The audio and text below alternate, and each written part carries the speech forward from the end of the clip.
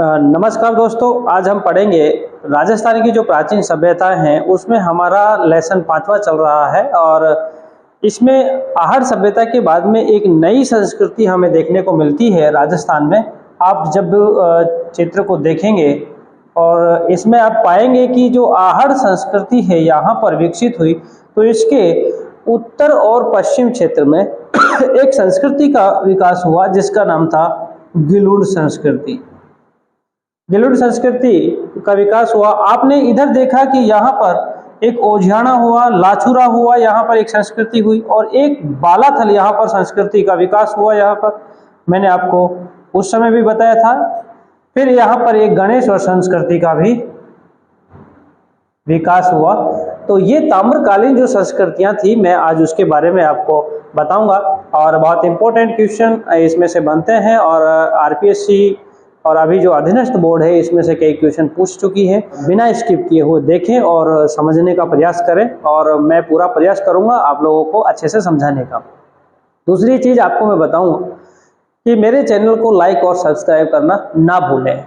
इसी के साथ शुरुआत करते हैं। चले, अब देखिएगा, अपन आहड़ संस्कृति के बाद में अपन बात करते हैं गिलुड़ संस्कृति का। अब एक चीज़ तो यहाँ पर हमें देखने को मिलती है कि ये जो गिलुड़ संस्कृति है, ये है बनास नदी के तट पर विकसित हुई। अब आपसे क्वेश्चन पूछा जा सकता है कि गिलुड़ संस्कृति किस नदी के किनारे विकसित हुई, तो ये है गिलुड़ संस्कृति बनास नदी के किनारे। अब आपसे ये क्वेश्चन छोटा सा पूछा भी जा सकता है नॉर्मली कि किस जिले में है, तो ये है राजसमंद में।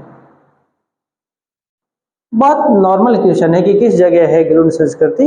लेकिन एक बहुत इंपॉर्टेंट क्वेश्चन जो यहाँ पूछा अभी तक नहीं गया है और मेरी दृष्टि से बहुत महत्वपूर्ण क्वेश्चन है कि गिलुड़ संस्कृति जो है उसका स्थल कहाँ पर है, किस स्थल पर इसका विकास हुआ था। तो ये है एक वहाँ पर मोडिया मंगरी। अब होता क्या है कि राजस्थान की जो दक्षिणी क्षेत्र है उस पहाड़ी क्षेत्रों को मंगरी कहा करता है। जैसे हमारे यहाँ पर पहाड़ी कहते हैं तो वहाँ पर मंगरी कहते हैं। तो मोडिया मंगरी जो स्थल है, यहाँ पर गिलुड़ संस्कृति का विकास हुआ। अब एक चीज और कि गिलुड़ संस्कृति का विकास यहाँ पर हुआ मोडिया मंगरी पर, लेकिन इसका पता कैसे चला कि भाई यहाँ पर एक संस्कृति है। तो एक व्यक्ति आया, बीबी लाल, नाम ही बहुत अच्छा है, बीबी लाल। बीबी लाल मतलब हमेशा रहती बीबी लाल। तो देखिए, बीबी लाल ने 1957 और 58 में यहाँ पर देखा कि कोई एक संस्कृति है, और यहाँ पर कुछ ऐसे अवशेष, जैसे आप देखेंगे कि यहाँ पर मृद भांडों के बारे में, क्योंकि राजसमंद जो है वो मृद भांडों के लिए विशेष रूप से आज भी प्रसिद्ध है। जैसे मोलेला संस्कृति वहाँ की बहुत प्रसिद्ध है, टेराकोटा संस्कृति है। इन्होंने यहाँ पर इसको देखा और खोजा। फिर इन्होंने ही 1958-59 में 58 और 59 में इसको खोदना यानी कि उत्खनन जिसको बोलते हैं, मतलब खुदाई करना प्रारंभ किया। हुआ क्या कि बीबी लाल ने इसको जब खोदना प्रारंभ किया तो यहाँ पर कुछ अवशेष प्राप्त हुए। किस चीज के? जैसे अब यहाँ पर एक और चीज आपको बता दूं कि जो राजसमंद जो क्षेत्र है वो पूरा का पूरा जो है वो मृद भांडों के लिए विशेष रूप से प्रसिद्ध है। मतलब यहाँ ये कि ये एक ग्रामीण सभ्यता है। किस प्रकार की सभ्यता है? ग्रामीण सभ्यता है। जब लोग स्थायी रूप से निवास करने लगे तो उन्होंने एक आवास बनाने की सोची कि भाई एक आवास होना चाहिए जहां पर सुरक्षित तरीके से रहा जा सके। तो यहाँ पर जब ग्रामीणों ने अपने घर बनाना प्रारंभ किया तो घर जो है वो पक्की ईंटों से बनाना प्रारंभ किया। किससे बनाया? पक्की ईंटों से बनाया। अब जब पक्की ईंटों का विकास हुआ तो यहाँ पर एक और संस्कृति का विकास हुआ मृद भांडों के। मतलब कि यहाँ पर जो मटके हैं वो भी पकाए जाने लगे। क्या किए जाने लगा? मटके पकाए जाने लगे। अब इन मटकों का ये लोग आयात और निर्यात भी करते थे। मतलब कि यहाँ से मटकों को दूसरे स्थान पर भेजा भी करते थे। इसके लिए कुछ विशेष ट्रांजैक्शन रहा होगा, मतलब कुछ परिवहन के साधन रहे होंगे। तो परिवहन के साधन क्या रहे हैं उस समय? ऊंट रहे थे, क्योंकि ऊंट जो है, अब यहाँ एक चीज और आपको समझने की दृष्टि से मैं बता दूं कि ये जो अरावली पर्वतमाला है, इस अरावली पर्वतमाला के इधर वन क्षेत्र है और इधर जो है रेगिस्तान है। अब यहाँ से यदि यह गणेश्वर सभ्यता यहाँ पश्चिम क्षेत्र अगर इधर की ओर करेंगे तो यहाँ पर ऊंटों की आवश्यकता पड़ती है। ऊंटों को राजस्थान के पश्चिम क्षेत्र का जहाज कहते हैं, इसीलिए यहाँ पर ऊंटों को पाला गया। तो एक तो हमें ये पता चला यहाँ की पशु जो है वो बहुत महत्वपूर्ण पशु क्या रहा है, यहाँ पर ऊंट रहा है। दूसरी चीज, मटकों को यहाँ से दूसरे स्थान पर लेके जाया गया। फिर इन मटकों को एक तो पानी के लिए उपयोग किया जाता था, दूसरा जो उपयोग है इसका गेहूं को रखने के लिए उपयोग किया गया था। अब आपको ये, अब मैं ये तुक्का नहीं लगा रहा हूं कि गेहूं को ही क्यों रखा गया, क्योंकि यहाँ पर मटकों में गेहूं के अवशेष मिले हैं। जब हम इनका निरीक्षण करते हैं तो इसमें गेहूं के कुछ अवशेष प्राप्त हुए, कुछ दाने प्राप्त हुए जिसकी वजह से ऐसा लगा कि मटकों में भी गेहूं रखा गया होगा। दूसरी चीज आपने ये देखा कि ग्रामीण संस्कृति में एक और वस्तु है जिसमें अपन अनाज को रखते हैं।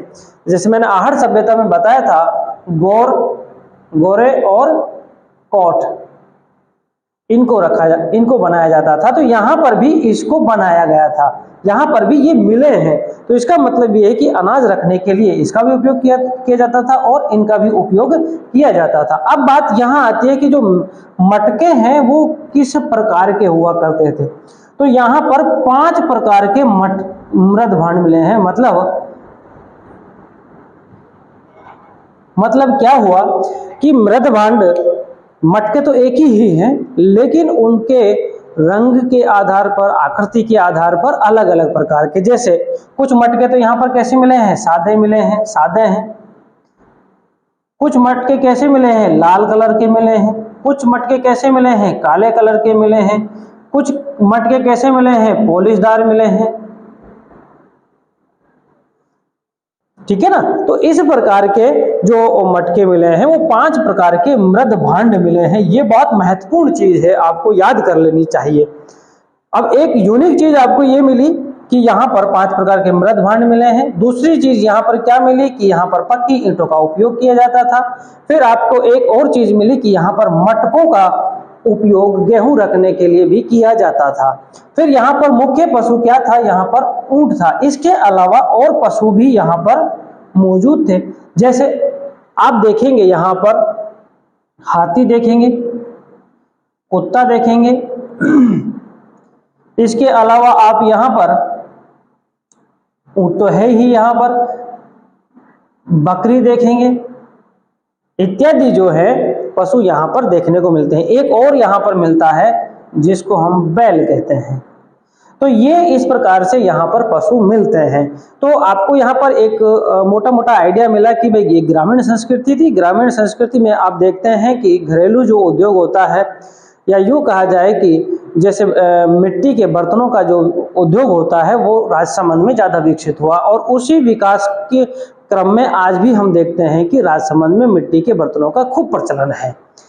जब खूब प्रचलन है तो हम ये देखते हैं कि यहाँ पर उस समय भी ये इस प्रकार के बर्तन बने हैं।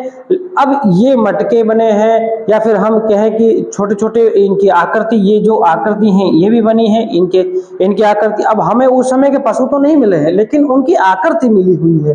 ठीक है ना। तो इस तरीके से हमने देखा कि इस प्रकार की एक संस्कृति थी। अब आप बात आती है कि इसकी खुदाई किसने की थी, बीबी लाल ने की थी। ये संस्कृति कब की संस्कृति है, तो ये जो संस्कृति है लगभग 2800 BC पूर्व की है। मतलब यह एक ताम्रकालीन सभ्यता है, ताम्रकालीन सभ्यता है जो किसके समकालीन है, आहड़ संस्कृति के समकालीन है। और आहड़ संस्कृति से इनका लेन देन होता था। मुख्य केंद्र आहड़ था और इसके आसपास विकसित अन्य क्षेत्र थे। तो ये था आज आपका गिलोड संस्कृति का। अब इसके बाद में हम आगे बढ़ते हैं। अभी हम बात करेंगे बालाथल संस्कृति के बारे में कि बालाथल जो संस्कृति है राजस्थान में कहाँ पर विकसित हुई है। जो बालाथल जो संस्कृति है, जो आहड़ संस्कृति थी उसके पूर्व में विकसित हुई। बात यह है कि आहड़ प्रमुख केंद्र हुआ करता था। इसके पूर्व में एक संस्कृति का विकास हुआ जिसका नाम था बालाथल। ये जो बालाथल जो संस्कृति थी वर्तमान में ये है वल्लभ नगर में है। कहाँ पर है? वल्लभ नगर में संस्कृति है। ये किस नदी के किनारे हुई थी? तो ये है बेडच नदी के किनारे। किस नदी के किनारे है? ये बेडच नदी के किनारे है। इसको याद कर लेना, कौन सी नदी के किनारे है? बेडच नदी के किनारे है। अब आपको एक चीज और यहाँ पर देखने को मिलेगी कि ये जो संस्कृति है लगभग 3000 BC से 2800 BC के मध्य है। मतलब जो हड़प्पा कालीन संस्कृति थी उससे पूर्व की संस्कृति है। तो ये कौन सी संस्कृति कहलाई? अब ताम्र पाषाण कालीन सभ्यता। कौन सी सभ्यता है ये? ताम्र पाषाण कालीन सभ्यता है ये। अब इसके बाद में हम इसकी मुख्य विशेषताओं की बात कर लेते हैं कि विशेषताएं क्या हैं इसकी। अगर इसकी मुख्य विशेषताओं के बारे में हम बात करें तो यहाँ पर हम देखेंगे कि यहाँ पर 11 कमरे मिले हैं। क्या मिले हैं? यहाँ पर 11 कमरे मिले हैं, एक स्थान पे मिले हैं। तो इससे ये पता चलता है कि यहाँ पर संयुक्त परिवार की व्यवस्था थी, संयुक्त परिवार यहाँ पर रहते थे। इसके बाद में हम यहाँ देखेंगे संयुक्त परिवार के साथ साथ अब ये जो मकान बने हुए हैं ये किसके बने हुए हैं? ईंटों के बने हुए हैं। और ईंटें कैसी होती थी? यहाँ पर पकाई हुई। किस प्रकार की हैं यहाँ पर ईंटें? पकाई हुई ईंटें हैं। एक और जो महत्वपूर्ण यहाँ पर चीज देखने को मिली, यहाँ पर सांड की मूर्ति मिली है। एक पद्मासन लगाए हुए योगी की मिली है। अब लेकिन ये योगी है, ये पद्मासन लगाए हुआ है, ये भी हो सकता है कि ये शव गाड़ने वाली प्रक्रिया हो, पद्धति हो, ये भी हो सकता है। ये भी हो सकता है कि यहाँ पर योगासन की विधि भी हो सकता है पहले से प्रचलित रही हो, तो ये भी संस्कृति विकसित हो सकती है। लेकिन एक और यहाँ पर जो महत्वपूर्ण चीज मिलती है वो है मानव कंकाल। मानव कंकाल, मानव जो कंकाल है यहाँ पर 5 मिले हैं। कितने मिले हैं? 5 मिले हैं, जिसमें एक योगी है, फिर उसके बाद में एक ऐसा बताया गया है कि एक व्यक्ति है जो कुष्ठ रोग से पीड़ित है। किससे है? कुष्ठ रोग से पीड़ित है। इसको इंग्लिश में हम लेप्रोसी कहते हैं। लेप्रोसी कौन से रोग से ग्रसित है? वो कुष्ठ रोग से है, लेप्रोसी से ग्रसित है। तो ये बहुत महत्वपूर्ण चीज है। आपसे पूछा जा सकता है कि मानव कंकाल के चित्र या मानव कंकाल कहाँ पर मिला है जो कुष्ठ रोग से पीड़ित है? तो कुष्ठ रोग से पीड़ित कहाँ पर मिला है आपको? बालाथल में मिला है। कहाँ पर मिला है? बालाथल में मिला है। नाम ही ऐसा है कि बाला और थल, है ना। बाला का मतलब है मानव, बालक। और ये जो है लगभग 4000 ईस्वी पूर्व का, मतलब 2000 BC के आसपास का चित्र माना गया है। इसमें एक और जो है चित्र वो महिला का मिला है। यहाँ पर किसका मिला है? यहाँ पर महिला का चित्र मिला है। अब ये इस प्रकार से है कि कोई महिला है, वो अपने सर के ऊपर कुछ रखा हुआ है, बर्तन रखा हुआ है। तो ऐसा लग रहा है कि यहाँ पर कुछ ले जाती हुई महिला है, मतलब इस प्रकार की कोई जैसे वस्तु ले जा रही है, तो उस प्रकार की यहाँ पर एक आकृति मिली हुई है। और एक डॉक्टर का जैसे चित्र मिला है, कुष्ठ रोग से पीड़ित मिला है। इस प्रकार से यहाँ पर 4000 वर्ष पूर्व के चित्र मिले हैं, या सॉरी यहाँ पर मूर्तियां मिली हैं। तो इस प्रकार से ये थी आपकी बालाथल। एक दो चीजें हैं, जैसे इसमें सांड की मूर्ति मिली है, हाथी की मिली है और कुत्ते की मिली है यहाँ पर। तो ये इस प्रकार की कुछ और मूर्तियां भी मिली है। जो महत्वपूर्ण है मैंने आपको बताई है कि यहाँ पर 11 कमरे मिले हैं, सांड की मूर्ति मिली है, पद्मासन का योगी मिला है, मानव कंकाल मिले हैं, जिस जो मानव कंकाल एक बहुत महत्वपूर्ण जिसमें मिला है वो कुष्ठ रोग से पीड़ित है, और एक महिला का यहाँ पर मूर्ति भी मिली। इसके अलावा एक और चीजें हैं, जैसे इसके अलावा कपड़ा, एक कपड़ा का टुकड़ा मिला है। अब इससे क्या पता चलता है, या तो कपड़ा कहीं से आया हुआ होगा या यहाँ कपड़ा बनाया जाता होगा। तो कपड़ा अगर बनाया जाता है तो इसका मतलब है यहाँ पर बुनने की कला पहले से ही विकसित है, बुनने की कला यहाँ पर पहले से ही विकसित है। अगर आयात किया गया है तो ये है कि इसका आयात कहाँ से होता था। आपने देखा कि आहड़ संस्कृति में इस प्रकार की संस्कृति नहीं मिली, क्योंकि आहड़ संस्कृति का इसका आपस में यूं कहा जा सकता है कि व्यापार होता था, आते जाते रहते थे लोग, लेकिन यहाँ पर आहड़ में ऐसा कुछ देखने को नहीं मिला है। फिर दूसरी चीज क्या मिली है यहाँ पर, आहड़ में यहाँ पर एक और चीज मिली है कि यहाँ पर लोहे की भट्टियां मिली है, लोहे की भट्टियां मिली है। अब यहाँ पर ही मात्र लोहे की भट्टी मिली है। आहड़ की अगर बात करेंगे तो यहाँ पर तांबे की भट्टी मिली है।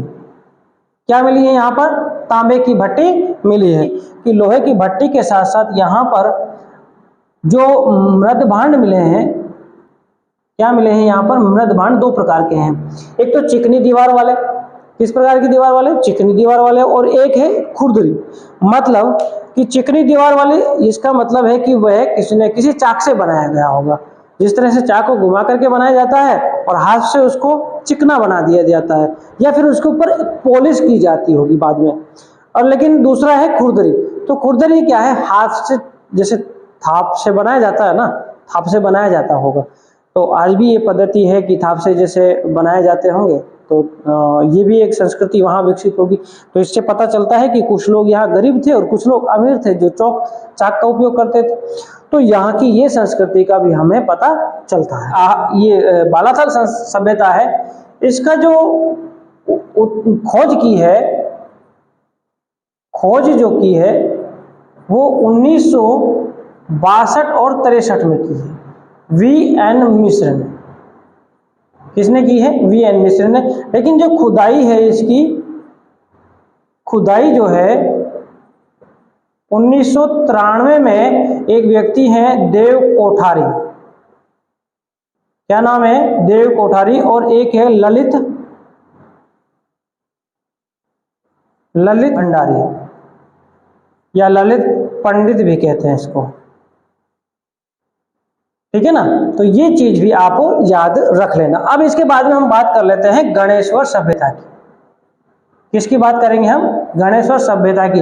यह संस्कृति राजस्थान की एक ताम्रकालीन सभ्यताओं में सबसे ज्यादा तांबे के औजार जहां मिलने वाली संस्कृति है।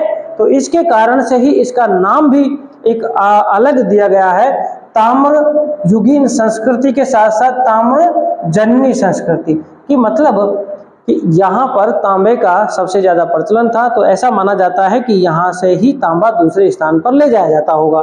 तो तांबे की जननी संस्कृति मानी जाती है, ताम्र युगीन संस्कृति की जननी, ताम्र युगीन संस्कृति की जननी, ठीक है।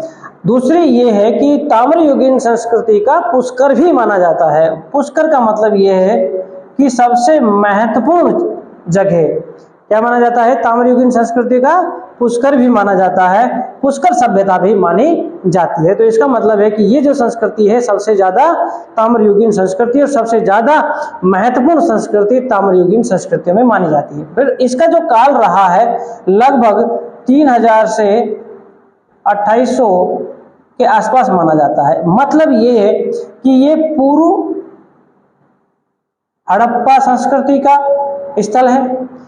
दूसरी चीज है कि ये जो संस्कृति है ये ग्रामीण संस्कृति का सबसे विकसित रूप है। ग्रामीण संस्कृति का क्या है, विकसित रूप है। इसका मतलब ये है कि ये पूर्व नगरीय सभ्यता है। क्या है ये, पूर्व नगरीय सभ्यता भी मानी जाती है। अभी एक चीज आपको ये मैंने आपको बताई कि ये संस्कृति, लेकिन विकास कहाँ हुआ इसका, भाई विकास इसका कहाँ हुआ। ये गणेश्वर जो है वो नीम का थाना में पड़ता है। नीम का थाना कहाँ है, आज अलग डिस्ट्रिक्ट बन गया, पहले कहाँ था, ये सीकर में था। यहाँ पर कौन सी नदी है जिसके किनारे हुआ है, तो यहाँ पर कांतली नदी है। कौन सी नदी है? कांतली नदी है। कांतली नदी जो है वो अंतः प्रवाही नदी है, यहीं उसका उद्गम है और यहीं वो लुप्त हो जाती है। अब बात आती है कि जो ये कांतली नदी है ना, यहाँ पर मछली पालन हुआ करता था। तो मछली पालन हुआ करता था तो यहाँ पर कुछ ऐसे कांटे मिले हैं जिनसे मछलियों को पकड़ा जाता था। एक सीधी सी बात है कि भाई यहाँ पर मछली का जब लोगों के पास जैसे रेगिस्तान है और कोई शिकार की कोई अच्छी व्यवस्था नहीं है, यहाँ पर खाने की अच्छी व्यवस्था नहीं, तो पानी में जो भी जीव जंतु होते थे उनको पकड़ने के लिए ये क्या करते थे? कांटे का उपयोग करते थे। और इसका हम ये भी कह सकते हैं कि कांटे के माध्यम से हमें पता चलता है कि यहाँ के लोग शिकारी थे। समझ में आया? फिर इसके बाद में हम और देखते हैं कि यहाँ पर शिकार के लिए बाण का उपयोग भी किया जाता था। किसका उपयोग किया जाता था? बाण का उपयोग भी किया जाता था। आपने ये चीजें तो बता दी, कुल्हाड़ी वगैरह बहुत सारी ऐसी वस्तुएं। आपसे पूछा जाए कितने प्रकार की, कितने तांबे की वस्तुएं मिलती है, कितना प्रतिशत मिलती है? 80, 90 कितना मिलेगी भाई? 99% मिलती है। कितनी मिलती है? 99% यहाँ पर तांबे की वस्तुएं मिलती हैं। सबसे ज्यादा यहाँ पर तांबे की वस्तु मिलती हैं। अब तांबे की वस्तु मिलती है तो भाई यहाँ तो तांबा निकलता नहीं है, कहीं ना कहीं तो निकलता होगा। कहाँ से लाते हैं ये? तो देखिए कहाँ से लाते थे। एक तो झुंझुनू से, खेतड़ी से लाते थे। दूसरा अलवर से लाते थे। अलवर में कहाँ है? खोदरीबा। अलवर में कहाँ पर है? खोदरीबा। तो दो जगह से यहाँ पर आयात निर्यात किया जाता था। कौन कौन सी जगह से? खेतड़ी और खोदरीबा। अलवर में दोनों जगह याद रखना है कि यहाँ पर तांबे की खुदाई आज भी होती है।